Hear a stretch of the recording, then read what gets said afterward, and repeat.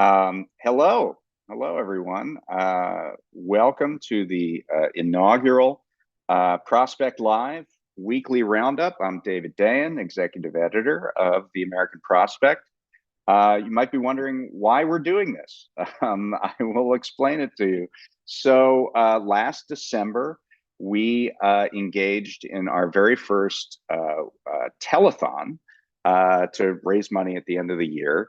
And we were really thrilled by the response. We got over 5,000 people watching our telethon. It was an 8-hour marathon kind of ordeal.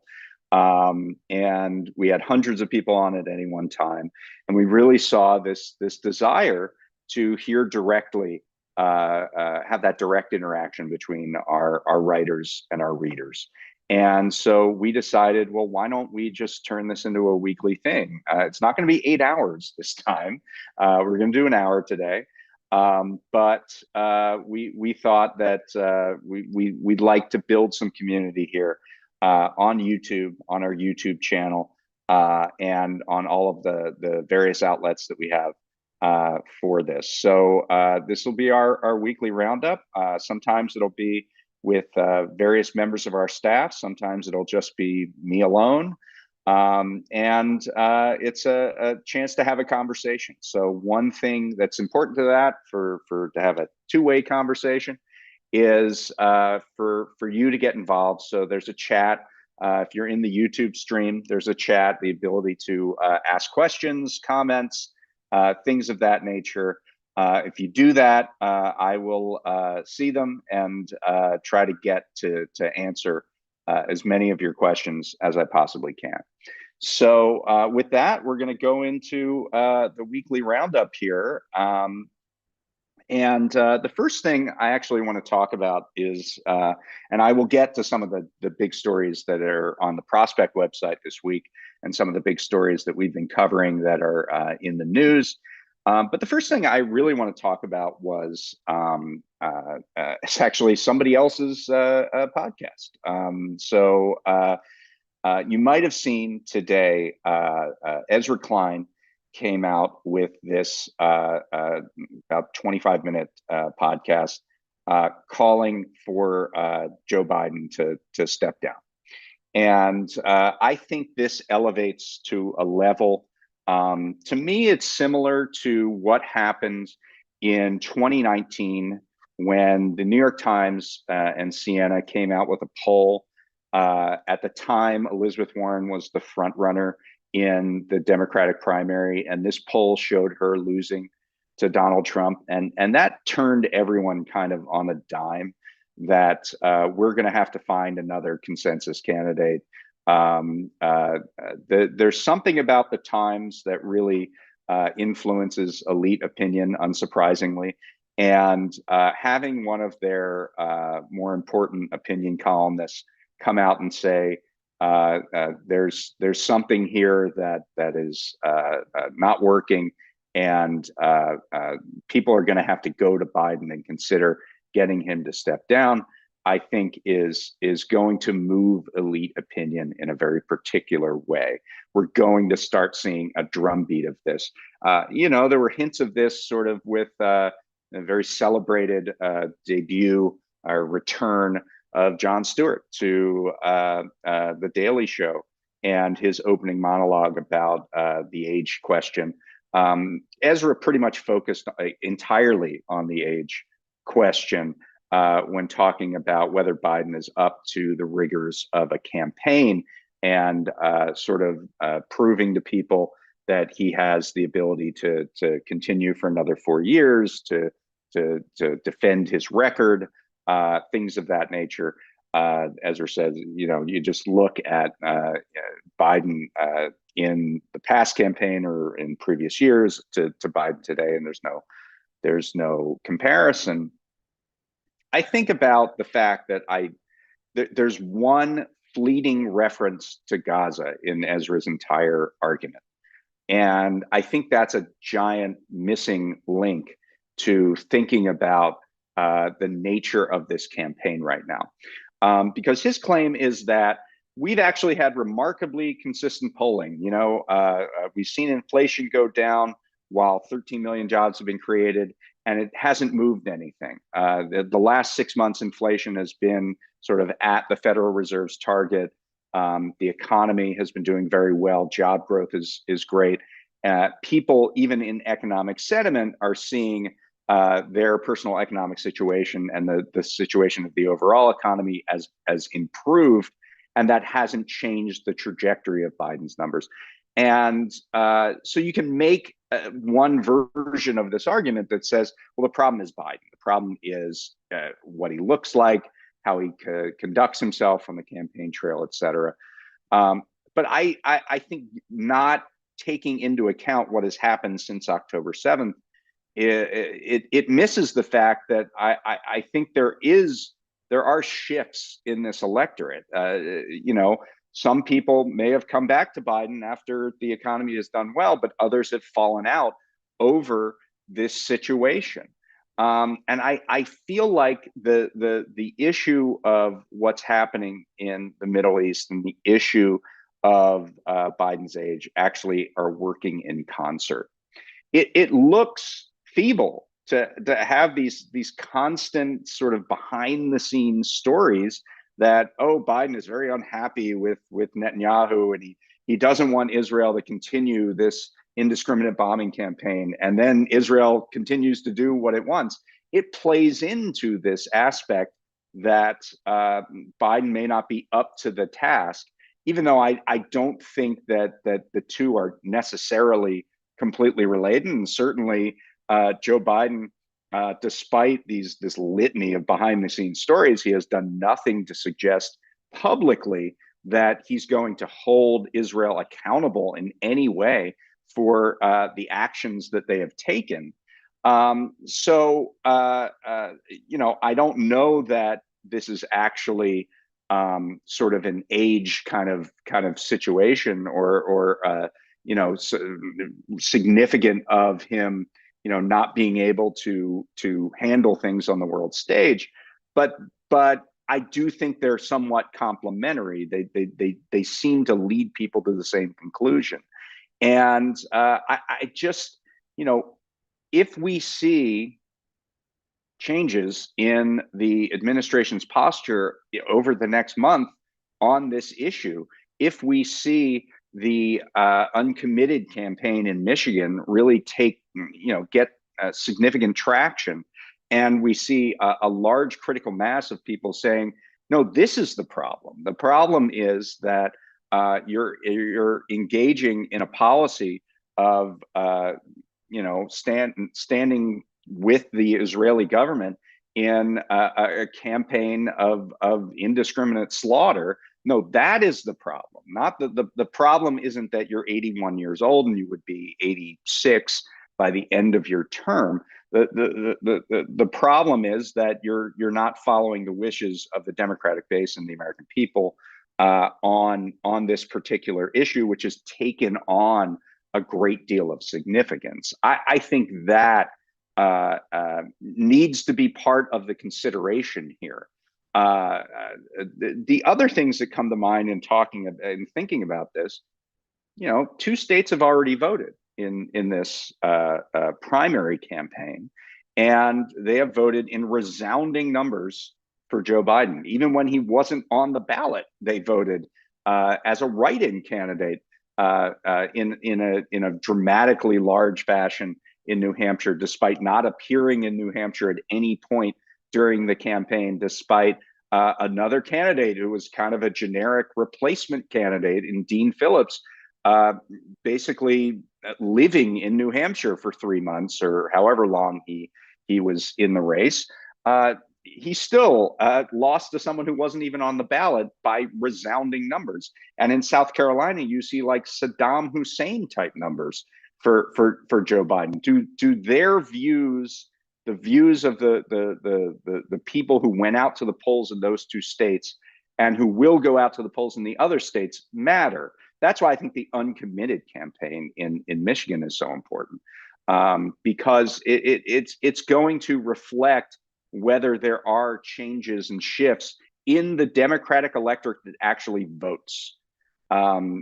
So where we land with those two, with future races, whether in Michigan or in California or et cetera, I think is going to go a long way to determining whether this sort of elite opinion maker sentiment, whether it's Ezra Klein or Nate Silver, whether that actually goes anywhere and influences the broader electorate or just speaks to a very narrow class of folks.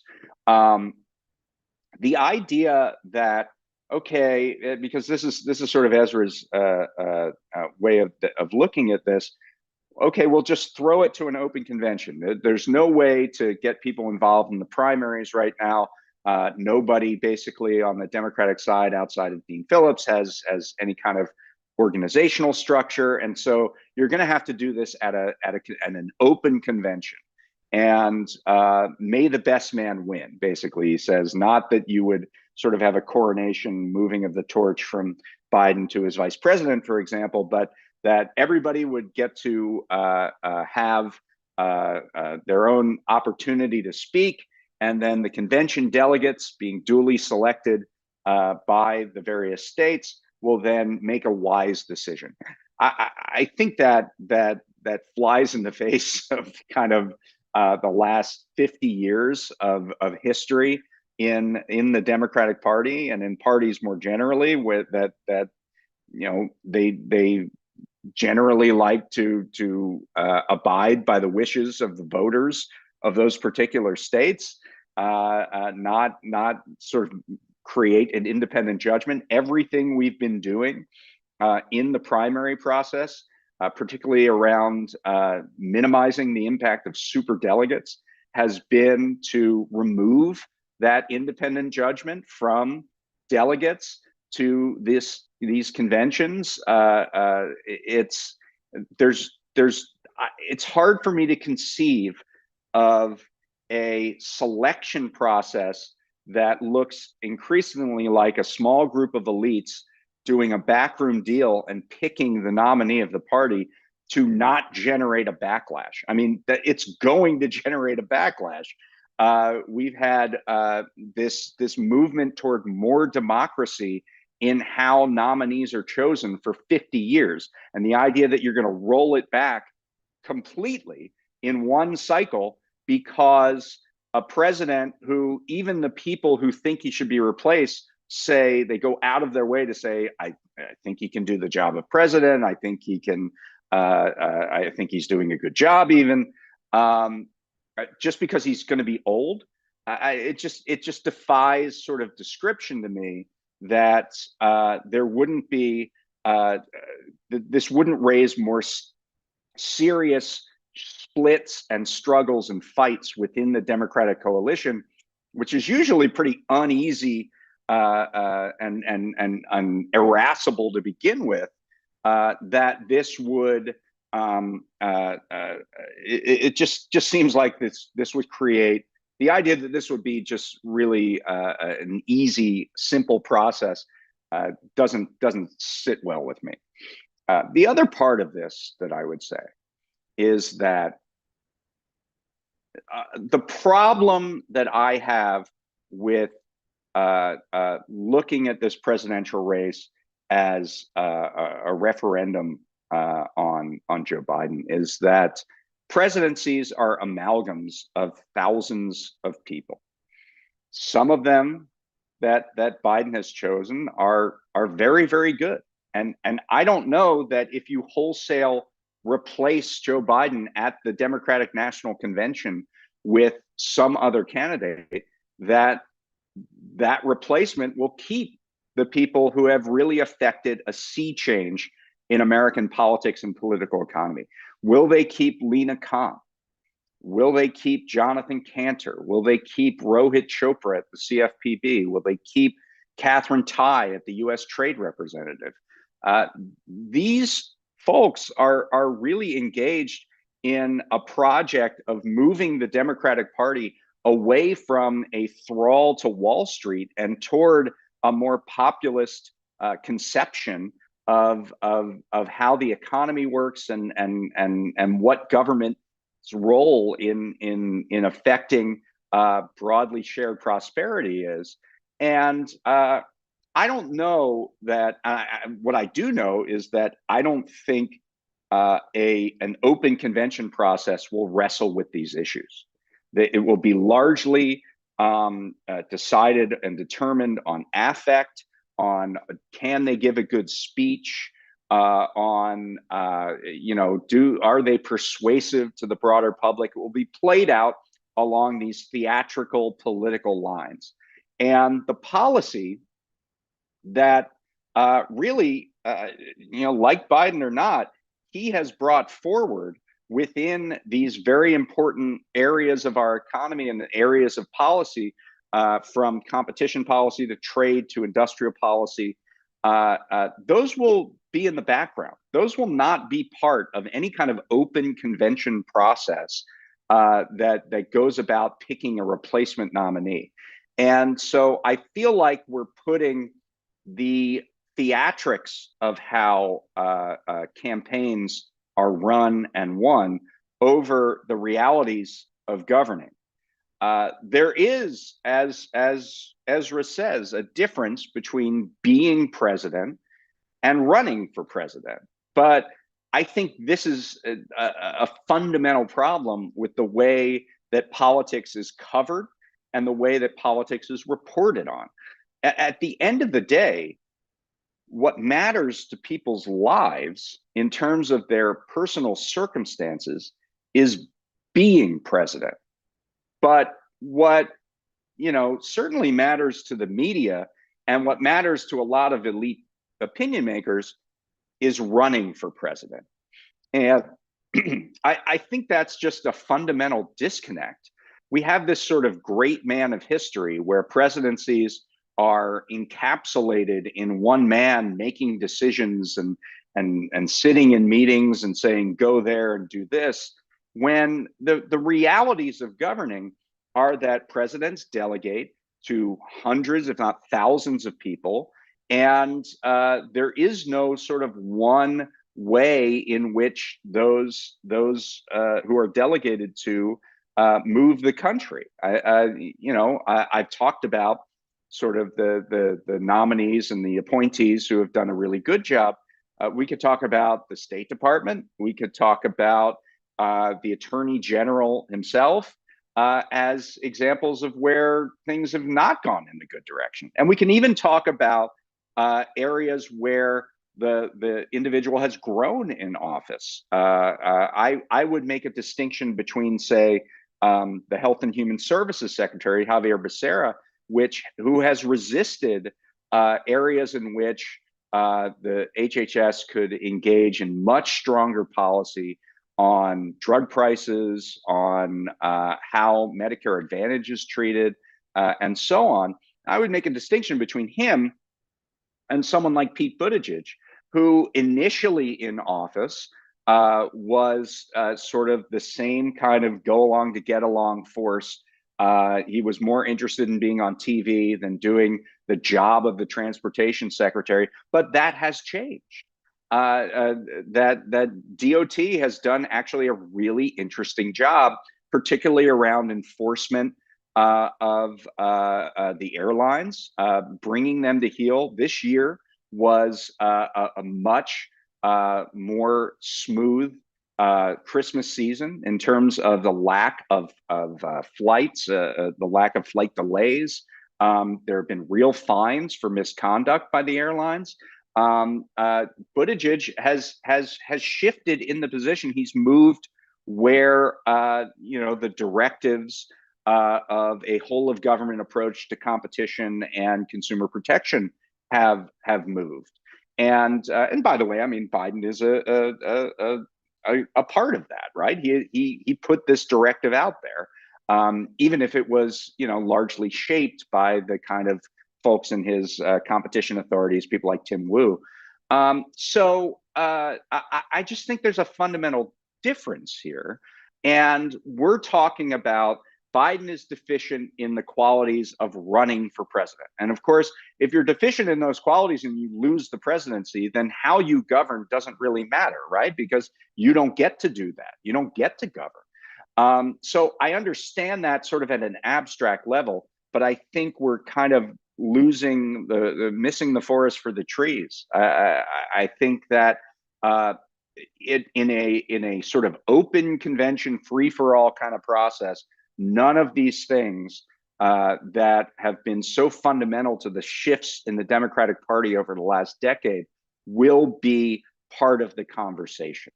And I think that's a serious problem. Now, I do see a question from the chat that I'm going to go to right now from Chris Denaro, who asked, can you speak on what sole executive power this White House has to reschedule, deschedule marijuana?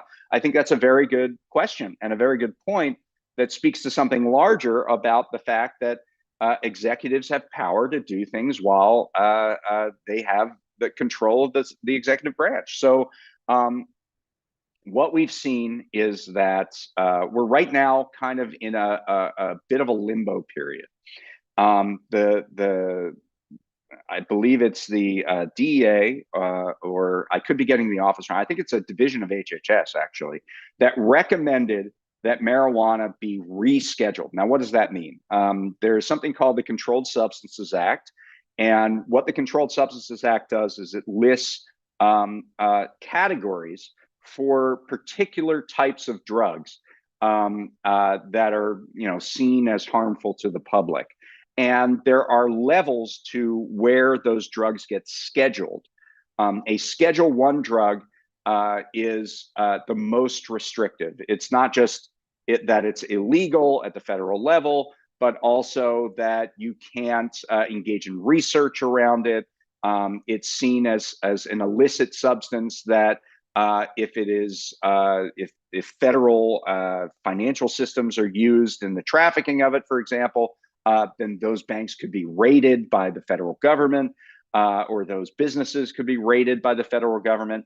That is the most restrictive. And then Schedule 2 and Schedule 3 gradually loosens that restrictive nature, particularly around research. And then descheduling a drug would completely take it out of that, the realm of that, and basically make it effectively a legal substance. So in 2019, when we did our Day One Agenda series at the Prospect, we talked about the fact that the president has the ability to reschedule or deschedule marijuana. They do this through the agencies. The Attorney General has a role to play here, and so does HHS. HHS makes the recommendation. The DEA, in conjunction, the Drug Enforcement Agency, in conjunction with the Attorney General, makes the final call on that.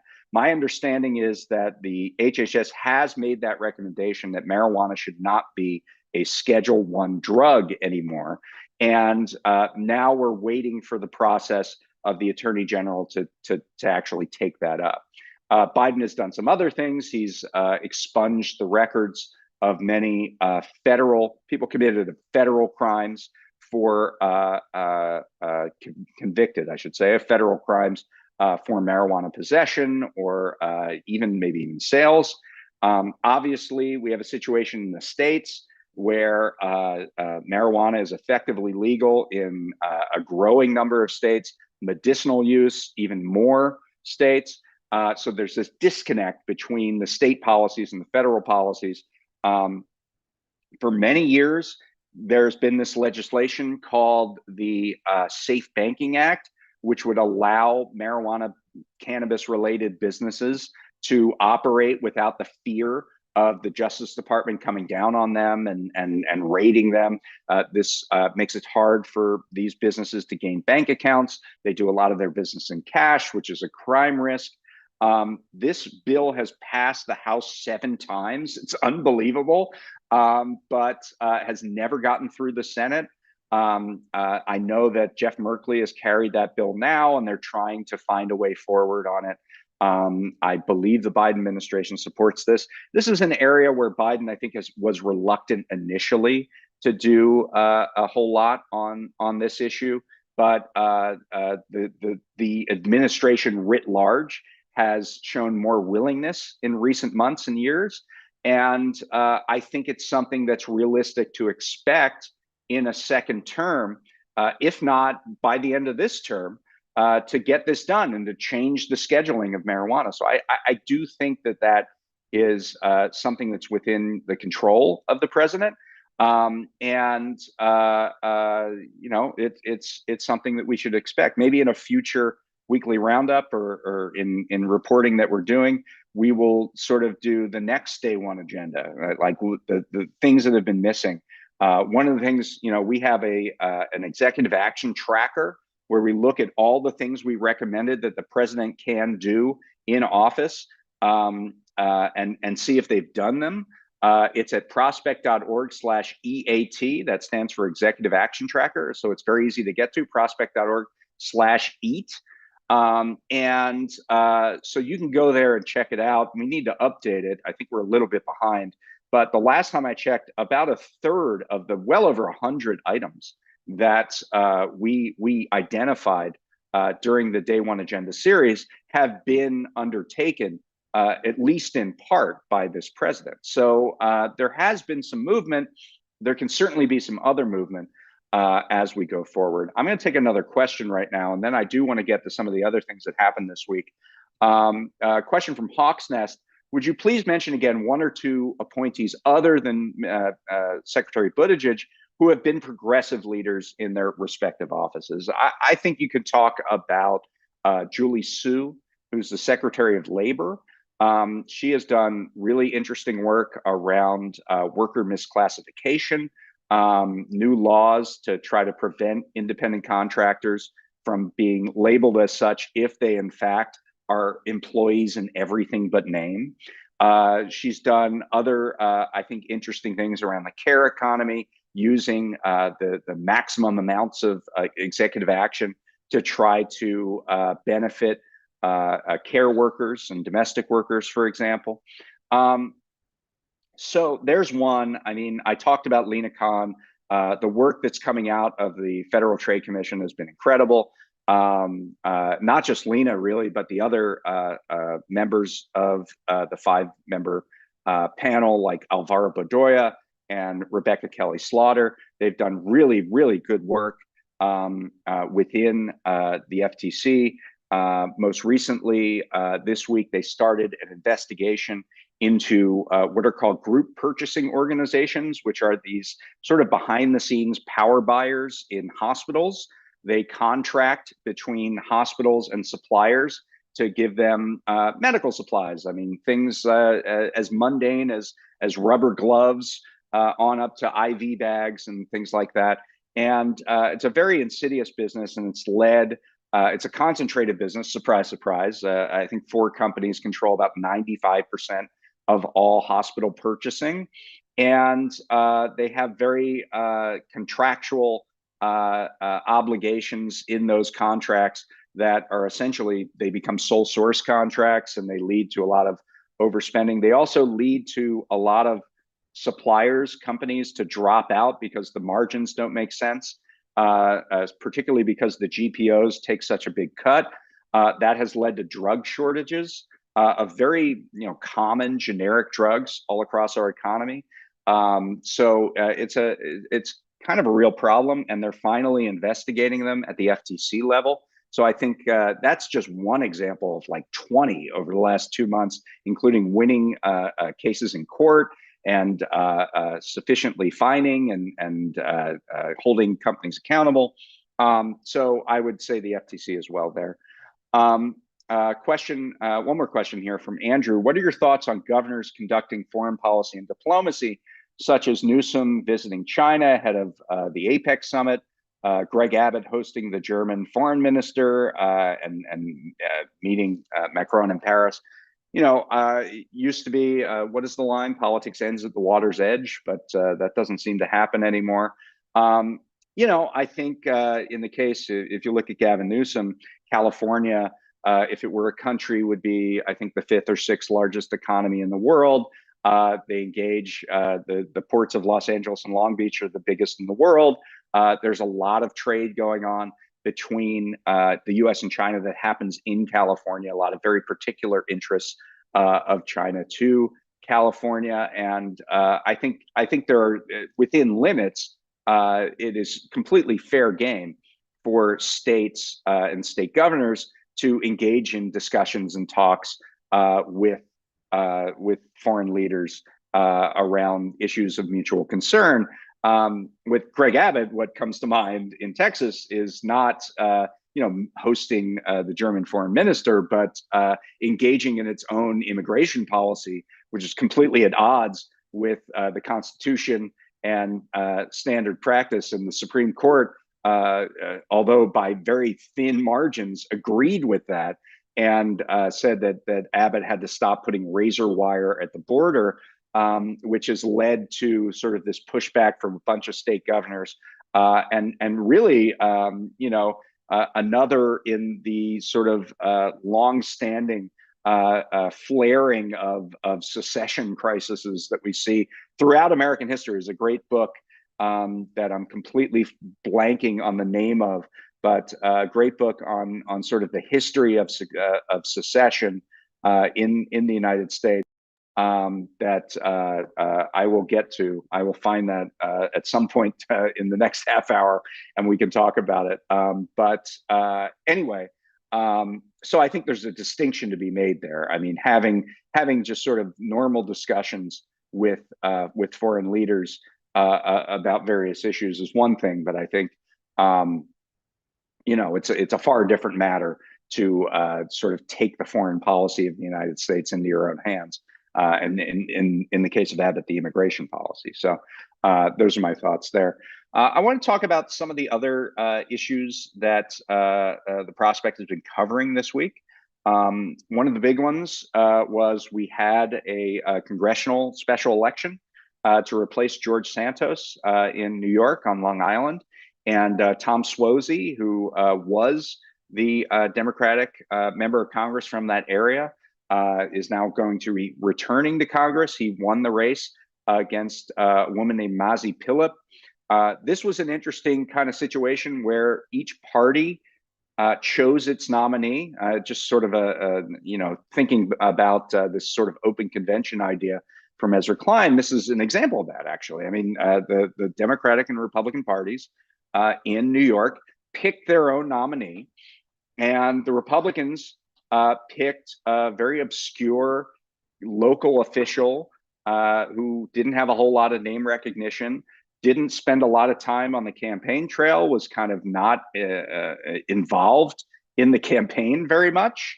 And Democrats picked the guy who had previously won office on several different elections from this district. He only stepped down because he ran for governor in 2022 and lost to Kathy Hochul in the primary. So this was his return to politics. And from everything I understand, he ran a very good campaign. We're going to have a piece up a little bit later today that talks about some of the details of this by Bob Kuttner in our On Tap newsletter. And by the way, if you are a reader of the Prospect, hopefully you're getting On Tap every day. We have other newsletters that come out, The Infernal Triangle by Rick Perlstein, which we'll have every week here in 2024. And we're always thinking about other newsletters and things like that to bring with you for you. So sign up for those. And today's is going to be about this election, which saw SEIU and a lot of progressive organizations engage in serious canvassing campaigns, door knocking and things like that, which was something that Suozzi, even though he has a reputation of a centrist, really welcomed.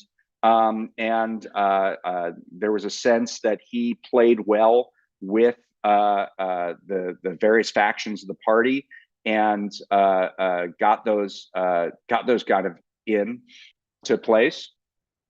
So the other thing that I think was important, or was seen as important, that came out of that was Democrats kind of finding a way to talk about immigration. This has been sort of a devilish part of the what we've seen during the Biden presidency. Biden has clearly not wanted to talk about immigration at any point during his tenure in office. He thought that if he didn't talk about it, that it would go away. Obviously, that wasn't true. So there was this deal that was struck between Senate Republicans and Democrats and the White House for a policy that was, I mean, it's interesting if you hear the rhetoric about it, it was maximally restrictive towards immigrants. If you look at what they actually ended up at, it was a little bit less than the worst fears, I think, of immigration advocates. It maintained the entire parole policy, which is the ability for a president to say, okay, people coming in from these particular countries, they're allowed to come in, to seek asylum on a unilateral basis, as long as they don't go, illegally crossing. They can come in through regular border channels. So that was maintained in the bill. But what happened was that Republicans who sought a lot of the changes that were in there, that were pretty restrictive, that did fall along, their preferences, they rejected the bill. And within a day of it being released in the Senate said, we're not voting for it. And that has politically, I think, been very beneficial to Democrats. And Suozzi used that repeatedly, saying, Republicans can't take their own side in an argument. They tried to put this bill together, and then they summarily rejected their own work. How can you trust these people to govern? It was more like a problem of governing. It kind of highlighted the tendencies, particularly in the House Republican caucus, to not be able to get anything done. So I think you're going to see this argument more and more and more from the president on down, that Republicans had a chance to deal with some things and fix some things at the border, but they would rather have an argument for November than a better border policy. And that just strikes, I think, people as cynical. And so Suozzi was able to make some headway with that argument on an issue where Democrats are pretty vulnerable. So I think that that was an important lesson, I think, to take from that election. We had some pieces this week from Luke Goldstein about the election that you can check out at prospect.org. I'm going to take a couple more questions now before I move on. One question here, what does Biden see in John Kirby, who always strikes me as lying every time he opens his mouth? Well, I mean, this is actually kind of interesting, because Kirby, particularly in the last several months with the Gaza situation, has really kind of been elevated. He was the spokesperson for the National Security Council, and now he's almost the co-White House press secretary. I mean, you see him at the podium as much as you see Karine Jean-Pierre, presumably because he might have some more facility with national security issues, and those are the questions being asked. But I think it is a liability. I agree with the questioner that, certainly if you look at these, not just the Kirby press conferences, but the ones at the State Department press conferences, it just seems like there's a lot of dissembling going on. There's a lot of covering for Israel going on, and it's just impossible for anybody, whether it's John Kirby or anybody, to reconcile the policy that we're enabling in the Middle East with our values. And so I don't know that it's Kirby necessarily, but I think it's the policy that he's forced to talk about and come forward with that is obviously just really problematic. But you're seeing him rise more and more in prominence because he's getting more time at the podium. And so that becomes a serious issue. I may have lost audio here. Can you still hear me out there in podcast land? Okay, you can still hear me. Okay, I heard something through my headphones, and I wasn't sure if I popped out or not. Anyway, let me get one more question in. This is from Chris. Could funding for immigration judges and lawyers, as well as I don't know what BP is, but maybe you can tell me what BP is, be done through a reconciliation process and not require foregoing, not require the 60 vote threshold? That's a very good question. I mean, if you look at what the needs are within immigration, what you really see there is that the need for immigration judges, but also asylum officers. I mean, that's the really big thing. Asylum officers is the missing link to what's happening at the border. If you can have asylum officers make quick determinations when someone offers a credible fear claim at the border, then you don't have as much of a backlog. You have the ability to make this quick decision and either reject it and say, no, you can't come into the country, or yes, I believe that you have a credible fear situation and you can move forward and we can deal with work permits and we can schedule a hearing in the future. Resources really are a big part of the game here. Now, whether or not you can do that through reconciliation, I think there's a possibility that you can if it's just straight up more money for border security. In some ways, that's a little bit beside the point for a couple of reasons. Number one, obviously, you have a House that's in control of the Republicans right now and a Senate that's in control of the Democrats. And so any kind of reconciliation process that requires coordination between the House and Senate is probably not going to happen. The second part of that is that the money side of the immigration debate is only part of what the various factions around this want. They want policy changes, which are not typically going to be available under reconciliation, number one. And I don't know that there's a coalition of a majority that would accept just money going to the border. And I mean, not even like among the Democratic caucus, that would accept just money going to the border rather than money and policy changes and all that together. So while it might be possible that it can be done through reconciliation, I don't know that it's realistic that it would be able to be done through reconciliation. So that's my answer there. Okay, let's go through a few other things for the week. We have about 20 minutes left. I can't believe I've been talking for 40 minutes in a row, but apparently that's been done. Okay, one of the stories that I covered this week that I think is going to be something we're going to be writing about a whole lot over the next several months is the role of AIPAC and its pro-Israel allies in elections. We saw over the last week the first foray of AIPAC into a congressional race, and it was a really surprising congressional race. It was in California, where I'm at right now. I'm talking to you from Palm Springs. But this was in Orange County in the race to replace Katie Porter, who is running for U.S. Senate. There is a primary. We have a March 5th primary here in California. So it's one of the first states that's engaged in a primary process.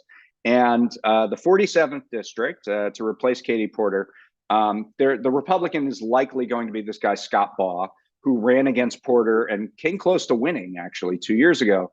And the Democrat is going to be one of two people. It's going to be Dave Min, who's a state senator who ran against Porter in 2018, then got into the state Senate in 2020, and has the endorsement both of the California Democratic Party and of Katie Porter. And then his main opponent, is a woman named Joanna Weiss, who is an attorney, an activist. She put together this organization called WAVE, which is about women and ethics in politics in Orange County. And so those are the two combatants here. And their views on Israel are really not very different from one another. Neither of them has come out for a ceasefire. Neither of them has said that there should be conditions or strings attached to funding for the Israeli military. And yet, AIPAC has come in with what is now expected to be a $2 million ad buy attacking Dave Min. Now, what is par for the course in these various attacks is that they have nothing to do with Israel. The ads never have anything to do with the candidate's stance on Israel. It's just taking one side of a candidate against another for some perceived reasons around Israel policy that are unstated. So the ad itself is about a situation last May where Min suffered a DUI. And not only that, but there's actual footage of it. There's body cam footage of it that shows Min saying, can we not release this to the public? So it's certainly a bad situation. It looks very bad for Dave Min. He has spoken openly about it, said it was the biggest mistake of his life, and thinks that he's taken a very penitent position on it. But it's clearly going to be an issue in November. There's no question about that. The flip side of that is that Dave Min has actually won in that seat. The state Senate district overlaps about 85% with the congressional district. So he's proven that he's won in the past, although not with this DUI, because it just happened. That wasn't the case in 2020 when he won the state Senate seat. But he has the state party endorsement. He is at least proven that he can run a campaign and win, whereas Joanna Weiss has no experience in politics and elected office whatsoever. And the two don't really seem to have much of a different viewpoint on Israel policy. Min has been a little more critical of West Bank settlements and more critical of Netanyahu in terms of his conduct of the war. But he has said I would probably not be a very forceful voice in national security issues, whereas Weiss has very much openly chased the support and endorsement of these pro-Israel groups. She also got the endorsement of Democratic Majority for Israel. And some other groups. Clearly, she's saying to those particular organizations, support me, and I will be a rubber stamp for whatever it is Israel wants to do with respect to matters before the U.S. Congress. So, I mean, if you think about this in terms of AIPAC itself and who supports them and endorses them, you look at the money that's going into United Democracy Project, which is the organization by which AIPAC plays in these independent expenditure campaigns and congressional races. About 35%, maybe even more, it's funded by people who have traditionally supported Republican causes and candidates with their money in the past. And AIPAC, as we know, is a bipartisan organization. They endorse Republicans, they endorse Democrats, and BA is certainly a stalwart supporter of Israel. So why are they getting involved in this race where there's not much difference between the candidates? And then you think about, well, there's a lot of Republican money on the side of this support that is playing in a Democratic primary. Is this about creating dissension, softening up the candidate that at least has an electoral record, so that the Republican can win in November in a swing seat, one of the few swing seats across the country that could go a long way to determining who has control of Congress? So I put out that story this week. It's about the 47th Congressional District. There are a lot of storylines in California around the primary elections between now and March 5th that we'll try to get to over the next couple weeks. I see another question in the chat. What's your take on the U.S. Senate race in California? Funny that you should ask and bring that up, because I did another story this week about the Senate race, where we have a top two primary in California. So what that means is that everybody is on the same ballot, and my ballot's right over there. And if I could just leave for a second, I would give it to you and show you that there are like 35 people on the Senate ballot in California, and it's Democrats, Republicans, Independents, declined to state, everybody. The top two from that group, everybody gets to vote on those, whether you're a registered Democrat, registered Republican, whatever. The top two advance to the general election. So that leaves the possibility that you could have a Democrat versus Democrat in the general election, or you could have a Republican versus Republican or whatever. There are many Democrats, many Republicans in the race, but generally there are four that are seen that have any shot of advancing to the general election. You have three members of Congress, Adam Schiff, Katie Porter, and Barbara Lee, and you have one Republican, Steve Garvey, who played baseball 40 years ago. And Steve Garvey has no money. He has $300,000 in the bank. In a state like California, that's essentially could get you like 4 TV ads, maybe. That there's really no ability for him to broadcast a message to the people of California. So Adam Schiff is kind of doing it for him. Adam Schiff is running ads from his own war chest, which is $35 million, about 5 times as much as any other candidate has made and raised in the race. He's running these ads that say the two leading candidates are Adam Schiff and Steve Garvey, and they have two different visions. And Steve Garvey is too conservative for California. He voted for Trump twice, and he would advance the MAGA agenda. What you have to know is that Garvey is trying to portray himself as a moderate. He has refused to say whether he would vote for Trump again. He said he would respect California's position on abortion, et cetera, et cetera. But in order to consolidate the Republican base in California, which is just as conservative as the Republican base anywhere, you kind of have to stand with Trump. And so Schiff is helping Garvey do that by broadcasting this message, which is getting much more attention than anything Steve Garvey has the ability to put out. Schiff's super PAC has also put these ads that don't even mention Schiff on Fox News exclusively, saying Steve Garvey's too conservative for California. He's a pro-Trump guy, et cetera, et cetera. So it's a very insidious kind of thing where Schiff is trying to pick his own opponent in the race. And Schiff is also benefiting from AIPAC money.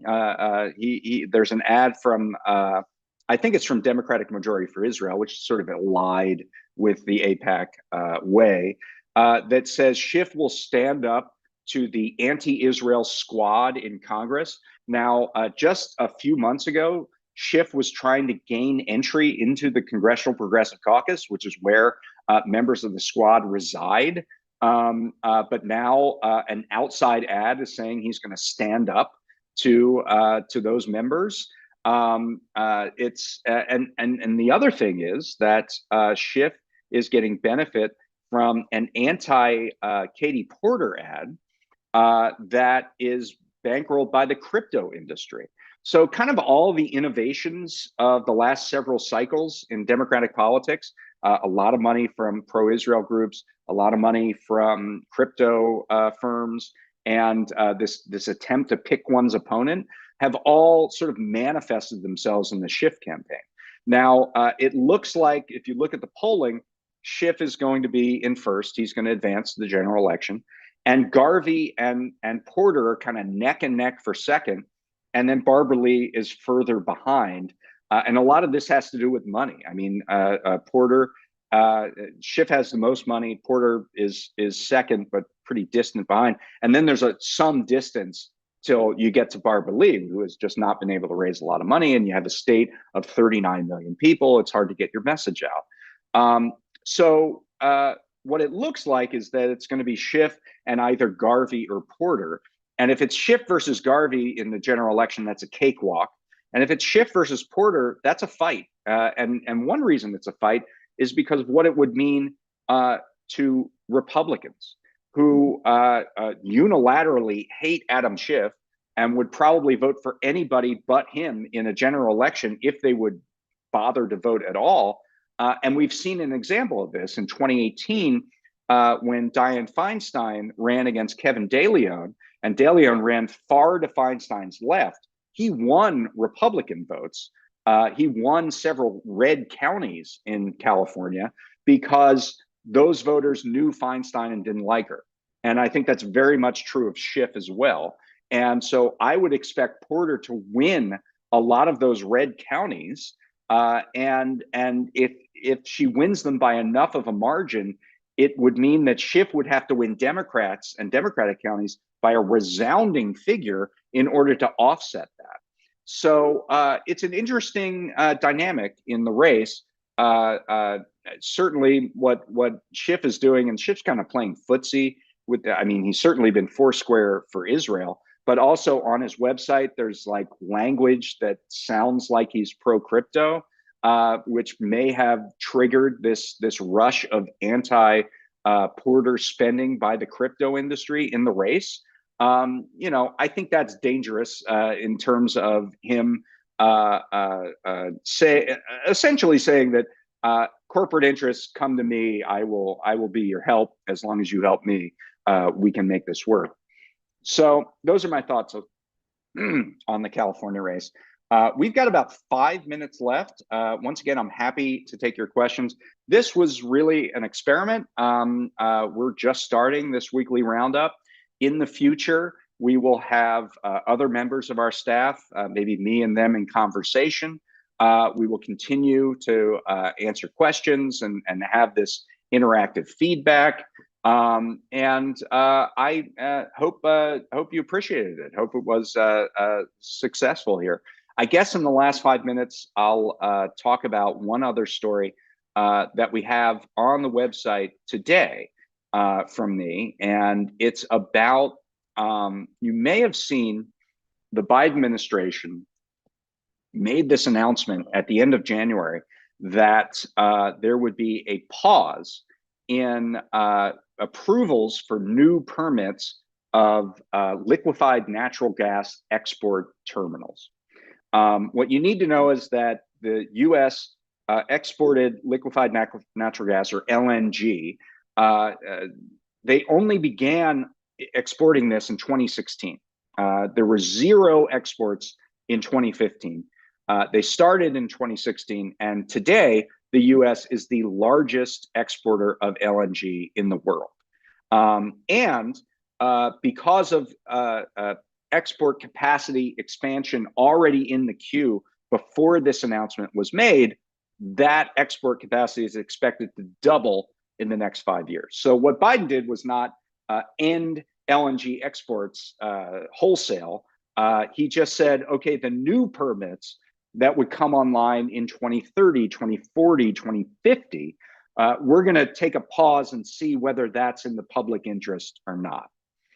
So, I mean, there's been a lot of debate over whether LNG is a bridge fuel, whether natural gas is a bridge fuel, whether it displaces coal, which is dirtier for the environment, or whether putting this infrastructure in place that will be in place for 40 years so it can recoup its investment, whether that's in the best interest of the public, and particularly of the communities that are to which LNG extraction is very hazardous, like communities in Cancer Alley in Louisiana, for example. So while the Biden administration engaged in that pause, which was seen by climate activists as somewhat positive, at the same time, just yesterday, the Federal Energy Regulatory Commission approved a pipeline that would take natural gas from West Texas and route it through Mexico to export terminals that have been proposed on the Mexican Pacific coast to ship that LNG over to Asia. And this is the big play. Right now, the Panama Canal, because of drought, because of climate change, is unreliable in terms of if you want to get exports across to the Pacific Ocean. And those are the markets that are sprouting up that need LNG the most. The Asian market is what's growing. That's the growth opportunity for the oil and gas industry. Most of the export terminal capacity for LNG right now is on the Gulf of Mexico side. And so it has to use the Panama Canal. And because of the drought conditions, it's just unreliable. So they really want to build capacity on the Pacific coast. And they've gone to Mexico to do that with US source gas. And the Permian Basin is a huge area for gas and oil. Right now, if the Permian Basin by itself would be the second largest member of OPEC, behind only Saudi Arabia, that's how much hydrocarbons are available there. And so this play to go where the money is, to take a pipeline from the Permian Basin, from West Texas, get it through to the Mexican coast, Pacific coast, and then ship it out. This is a huge opportunity for the gas industry.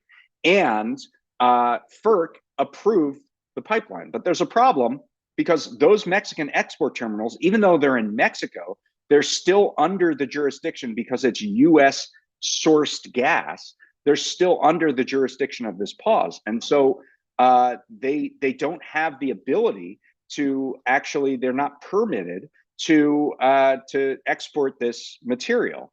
You can see the FERC action as the industry's play to put all the infrastructure in place and tell the Biden administration, specifically the Department of Energy, what we are ready to roll, and you need to approve this permitting process. You need to restart it, and you need to allow us to make these exports to Asia. So it's kind of a squeeze play against the Department of Energy's determination to understand the climate impact, the community impact of LNG exports before approving more capacity. So it's a very interesting situation. And we'll see that develop over the next several weeks. But if you want to read my story, it's called The Gas Industry Squeeze Play, and it's at prospect.org. Okay, I'm going to take one more question, and then we got to wrap up here. Question from Lauren: don't you think Lee should endorse Porter so Schiff can't win? Obviously, Barbara Lee has very uncompromising views, particularly on foreign policy. Porter is being kind of wishy-washy on the Israel question. She's called for a ceasefire, but it's a ceasefire only if Hamas unilaterally surrenders. It's not. It's like I use the word ceasefire. It's not necessarily a ceasefire you would recognize that is negotiated by both sides. I think Lee really believes in these issues, but I mean the polls have been very consistent here. She is in fourth place, and it probably is the case that if she were to come out and say, "Look, I don't see a path to victory. Katie Porter is closest to my values, and I'm going to endorse her," that would definitely help Katie Porter in her fight with Steve Gardy to get into second place. So I don't know if we're going to see that. The one issue is everybody gets mail-in ballots in California. Those ballots are already out, and Barbara Lee's already on those ballots, and she's probably already been voted for many, many times. And so the impact of a dramatic endorsement like that is a little more muted in a vote by mail state where the votes have many votes have already been cast. All right, we'll leave it there. Thank you very much for being part of our first ever weekly roundup at the Prospect. I'm David Dayen, the executive editor, and we will see you again same time next week. I hope